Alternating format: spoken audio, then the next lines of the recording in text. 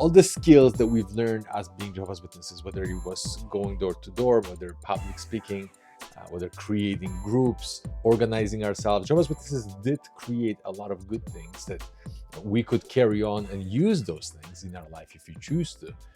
But there is one skill that it was really lacking, and that skill was lacking almost everywhere in every congregation, almost at every level in Jehovah's Witnesses organization. What was that? It might surprise you, but I'm going to say it. Leadership. Leadership was extremely poor. And you might think, yes, like, what are you talking about? These people are extremely organized. They have rules right, left, and center, and they have leaders that whatever they say, people will follow. You might think that's a good leadership when people follow you no matter what, blindly, even though you're wrong, you're making mistakes, people will forget all the mistakes and they'll follow you no matter what. Is that leadership? I thought they have leadership skills when I was in it until I met real leaders who can turn people, inspire people, and turn their life around sometimes with one sentence. Create breakthroughs, emotional breakthroughs where people are compelled to do things and they create things in their life that otherwise they wouldn't do it. What is leadership? I tell you what, leadership, it's all about a vision. It's all about vision. Leaders have a vision. They see things as they are. This is the first step of a leader. You see things as they are. You don't make things up as better. You don't see them as worse. You see it as it is. And you have the courage to say the truth. If it doesn't look good, you say as it is. If it looks good, you evaluate the situation as objectively as possible, not wishful thinking, which we all sometimes fall into. But leaders have this ability of saying, this is what it is, and that's how it is. Now, the second step of a leader is you got to see it better than it is. You got to have a vision. You got to have a clear outcome in your mind that this is where I want to be, or this is where I want our nation to be, or our group to be, or our company, or whatever it is. I want us to be in X amount of time in this place. They have a vision for something better. They have a vision for something very unique, something that nobody else can see. That's why we call it a vision. It doesn't exist yet. It only exists in their head. They can picture it way before it's built. That's what is a true characteristic of a true leader.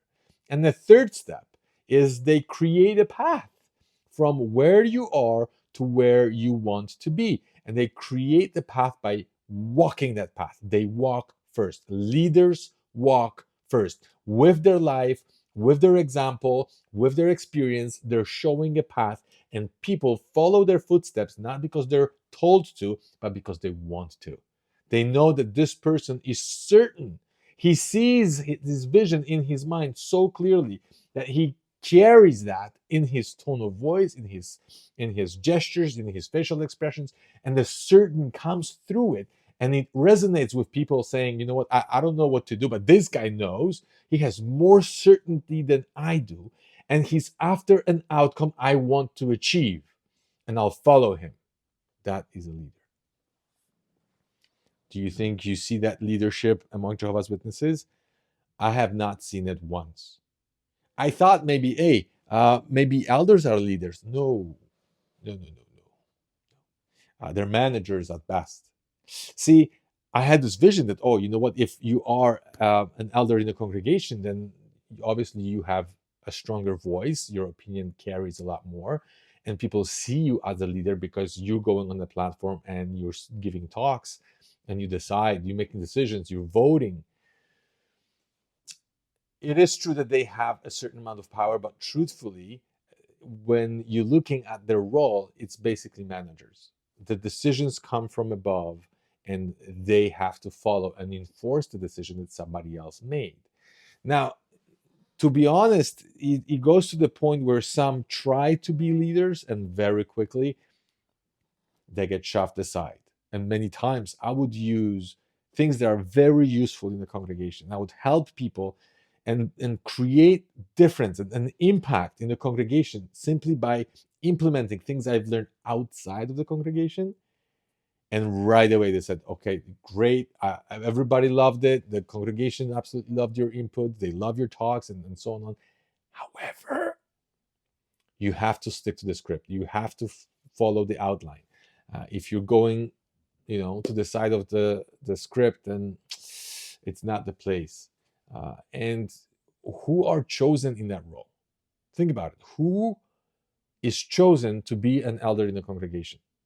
People who are the most submissive, people who follow the rules the most, people who one of the first things when we're choosing somebody to be an elder is somebody who follows the rules. So we look at, is this person involved with Kingdom Hall builds? Is he involved with Kingdom Hall cleaning? Is this person involved with carrying microphones, taking care of magazines, or sound system, or whatever it was? Nothing to do with the Bible or what kind of a person that person was. But all those things were taken into consideration first. We wanted to see that the person is obedient, that he follows directions, that no matter what the direction is, he's willing to follow it. And whether we gave him a shovel and said, go outside and pick all the weeds and working a garden, or go wash the toilets at the assembly hall, we didn't care what the direction was. We wanted to see if he follows the direction. Is he opinionated? That was very interesting. Is he opinionated? Does he have a strong opinion that maybe contradicts, the directions of the elders? And if that was yes, yeah, he's too strongly opinionated, that person would not be chosen to be an elder. So people who are elders, the managers who follow the directions of the people above.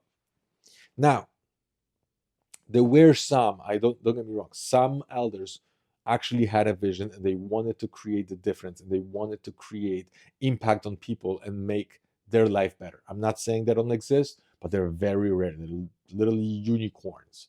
And very often the system does not allow it by removing them or downgrading them from the position, simply because they're not following all the rules. Now, what about the people at the very top? What about the governing body? Are those guys true leaders? I don't think so either. And the reason why I don't think so, because Jeffrey Jackson admitted on front of the Australian Royal Commission that their role is to be guardians of doctrine. That is how he identifies the governing body, that they are guardians of doctrines. And if you are a guardian, you're not visionary. You're not creating anything. You're guarding. You're like a security guard. Somebody else created that vision. And the guys who created the vision, they're already dead long time ago. And you are just a guard. You're just sitting there and guarding it, making sure nobody changes it. This is why the changes among Jehovah's Witnesses are so difficult to make, because there's no leadership. If you have a true leader in the organization, you can go and talk to him, and you could influence his vision simply by saying how twisting certain things and changing certain things will improve the quality of life for himself and others and the organization and religion or whatever it is. But if you're talking to somebody who's a guard, the vault is behind him and you're a guard, then you talk to him and it's like, hey, listen, maybe we should change something.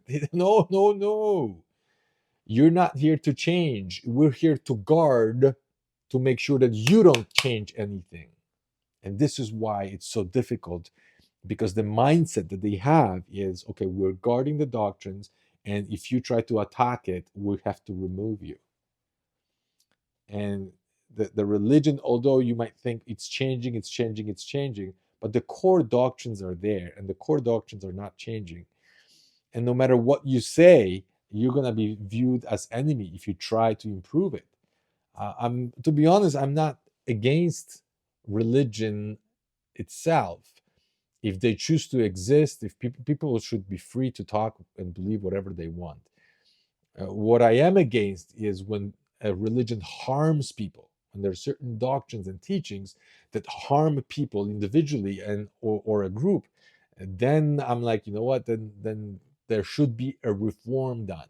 So a Catholic Church, for the longest time, when people contradicted the beliefs and they said, I don't believe what you're saying, they would torture people, put them in prison, they would cut their heads off or torture them in very unhuman way, until the time of Reformation, when people said, oh, you know what, enough is enough. We've got the Bible ourselves, we can read it ourselves, and we can create other religions, and we can start thinking for ourselves and make our own decisions, and you're not going to be burning us in the middle of town anymore. And the Reformation was very strongly needed. And today, Catholic Church still exists. You might disagree with their doctrines, but they don't burn people in the middle of town simply because they read the Bible. And I think this is what it's really needed among Jehovah's Witnesses or any kind of cults out there, where the Reformation needs to happen. And the Reformation will happen only from the top down. Only if somebody at the top will have the guts to actually reform it. Because from the top down, the problems are fixed, not from the bottom up.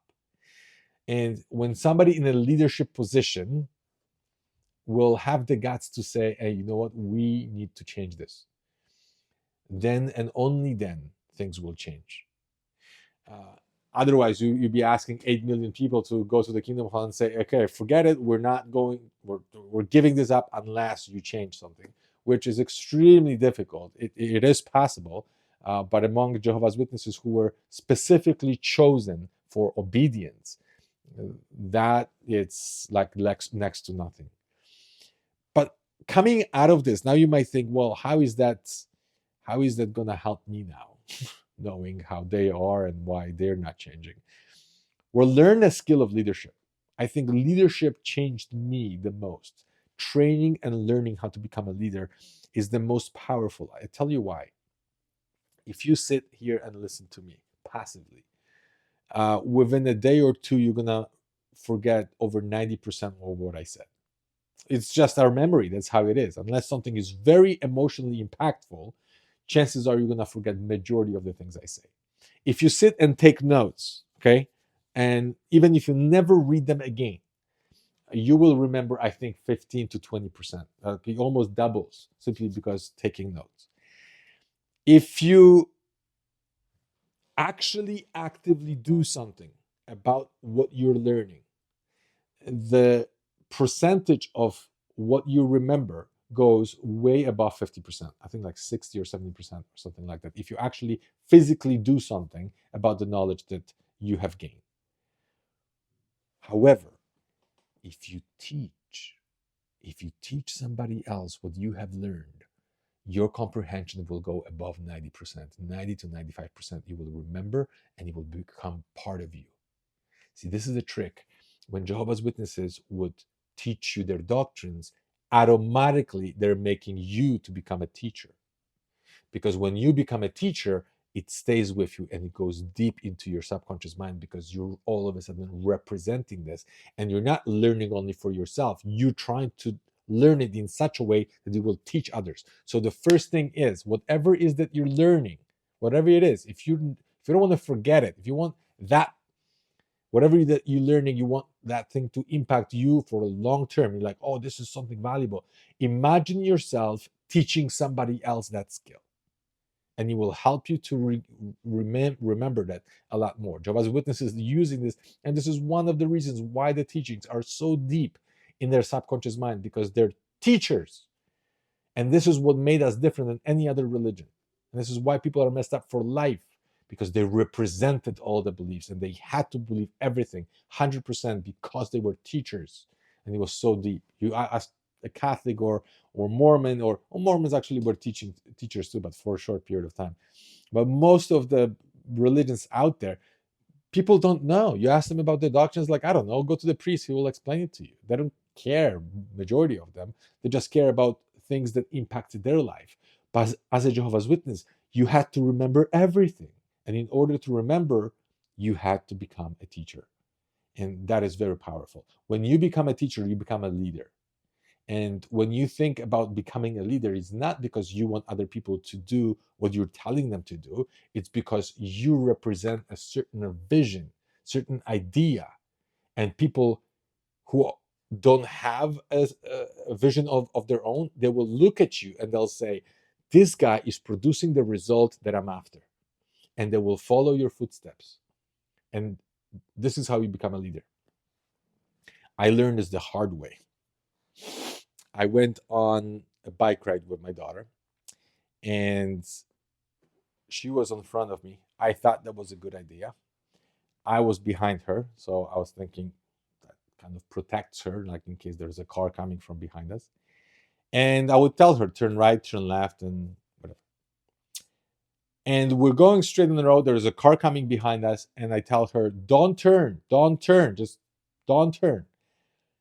And because she was so nervous, she was very small too, our mind does not pick up on the negative. If I tell you, don't think of a pink elephant, don't think of pink elephant. I don't care what elephant you're thinking, do not think of a pink elephant. What are you going to think of?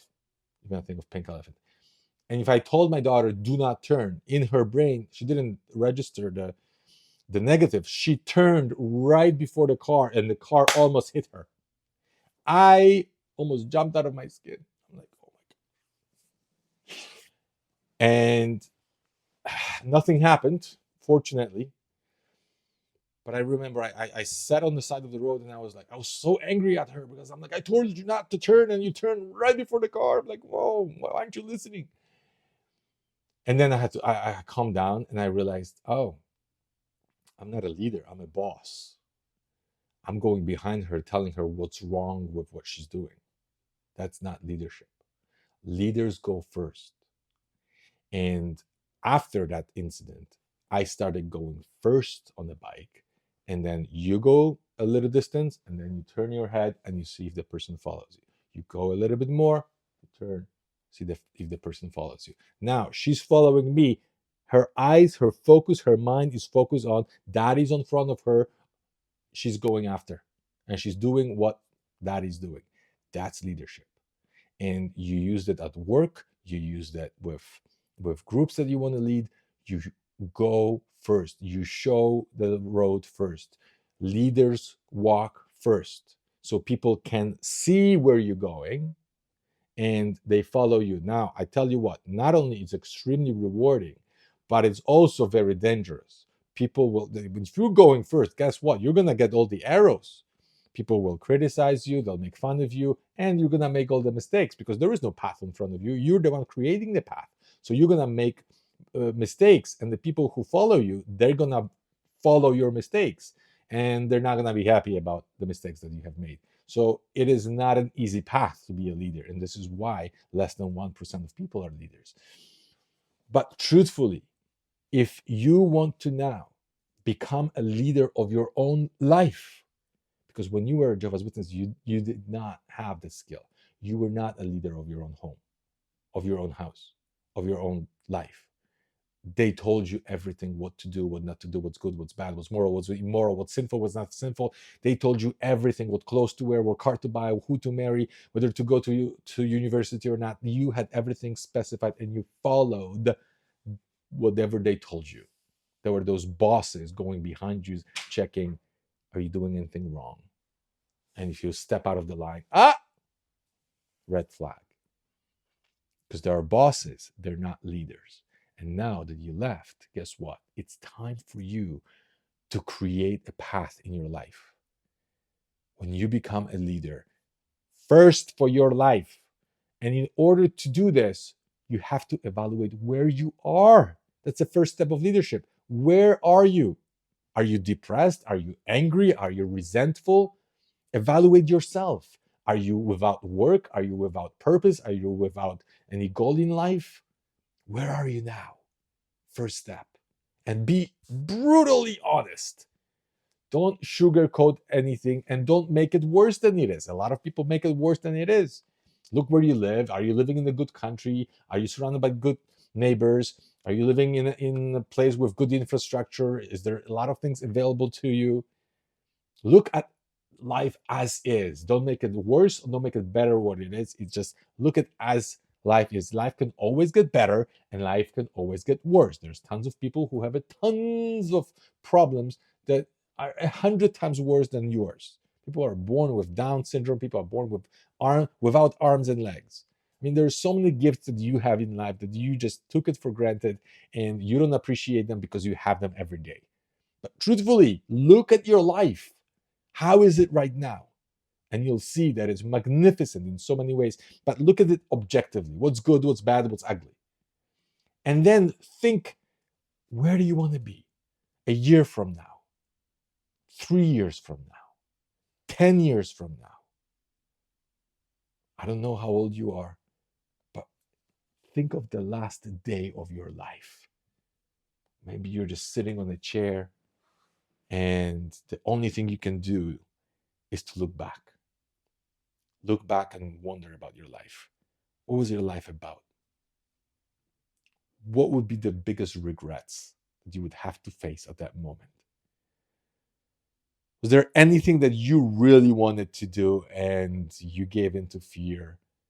Or worse yet, you started blaming somebody. Oh, they took away my time. You blamed the watchtower, you blamed the government, you blamed your mom and dad, and you just stole your own time because you gave the time to somebody else. Now you're blaming them because they took away your life. No, they didn't. You gave it to them because you believed it. But regardless, what would be your biggest regret? Think about it.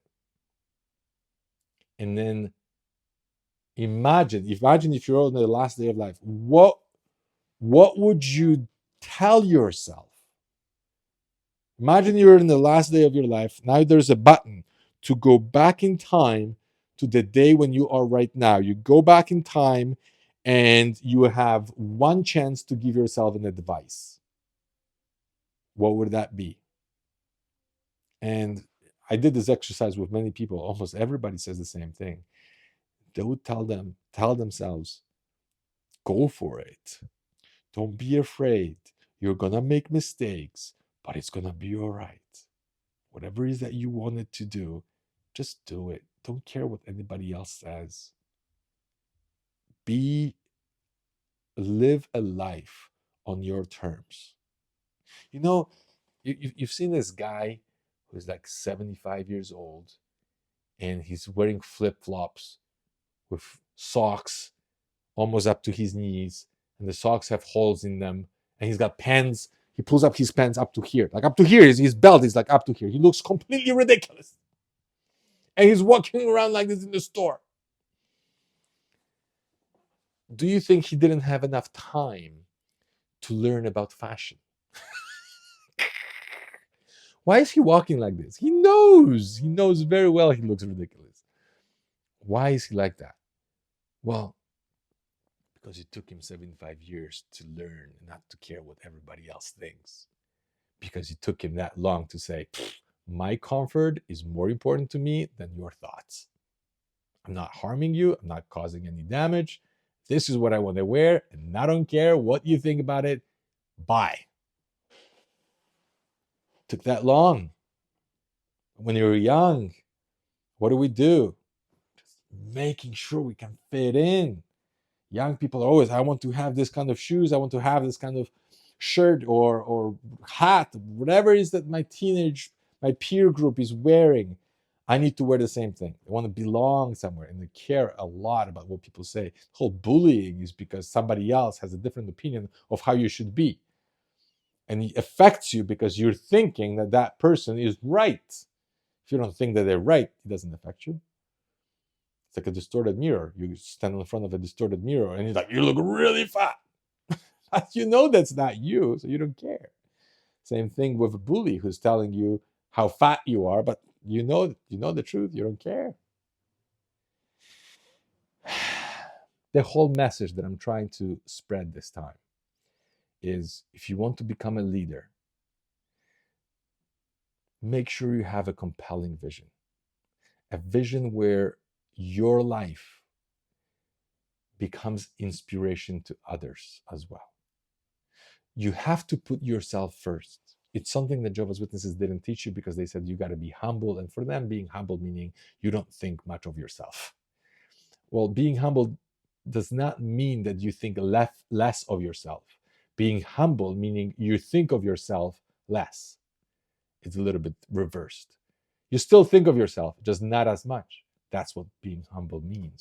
But for them, being humble meant you're easily molded. You don't question, you follow. You're obedient. That's a humble person. It's not true. But you got to change that, because very often Jehovah's Witnesses ex-Jehovah's Witnesses have a really hard time with success because they attached pain to success. They were criticized for success. And this is why it's so difficult for them to become leaders, because they automatically attach pain towards leadership, because they see that, oh, if you try to succeed in your life, you try to be better at anything, if you try to be different, people will judge you, people will reject you. We had very strong opinions about people who are successful. And the world does not help either. You look at majority of the world who, let's say they're not successful, so and so, and they will choose people who are successful, and they will just whole bunch of beliefs, whole bunch of criticism of how bad this person is and how he could not possibly gain his money and success and fame and power, with being honest. That's just impossible. They all have deals underneath the table and they're all part of mafia, and these kind of beliefs that they're BS. They're made out of nothing, but a justification of why I'm not succeeding, because I'm honest. And in order for you to be successful, you have to be dishonest. And that's why there's a wall. Well, it's all BS. But that's how it was persuaded or portrayed to us when we're thinking, oh, we have to be dishonest in order to be successful. It's the opposite.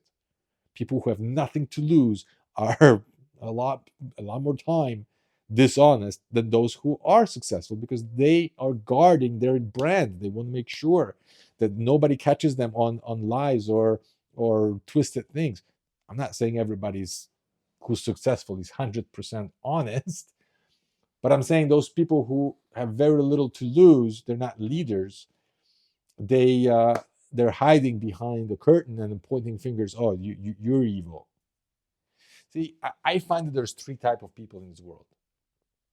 The majority of people are followers. There's nothing wrong with being a follower as long as you attach yourself to somebody who has a very good mission. And if you align yourself with a good mission, then your life can be truly magnificent. And majority of people are followers. It's just simply being a leader is not a simple task. But there are leaders who create the vision, who see things better than they are, and they create the path and they walk first, and they can inspire others to follow their footsteps. But there's a third group, people who don't want to follow, and they don't want to lead, and they just want to destroy. They just want to make fun of. They just want to mock. They just want to expose the evil. I would say those people sometimes are needed because they see things that others can't see.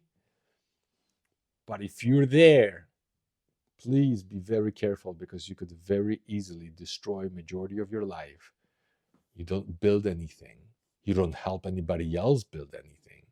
And all your life will be focused on destroying something or somebody else. I think it's a very unhealthy way of living. You become very resentful, and resentment and happiness don't go together. You're better off finding a vision and going that path. If you choose to walk first, great, or attach yourself to somebody else's vision if it resonates with you, and support that person on that vision. And a life can be truly magnificent even if you support just a little bit of that vision, by knowing that you have made a difference. Thanks for watching. I'll see you in the next one.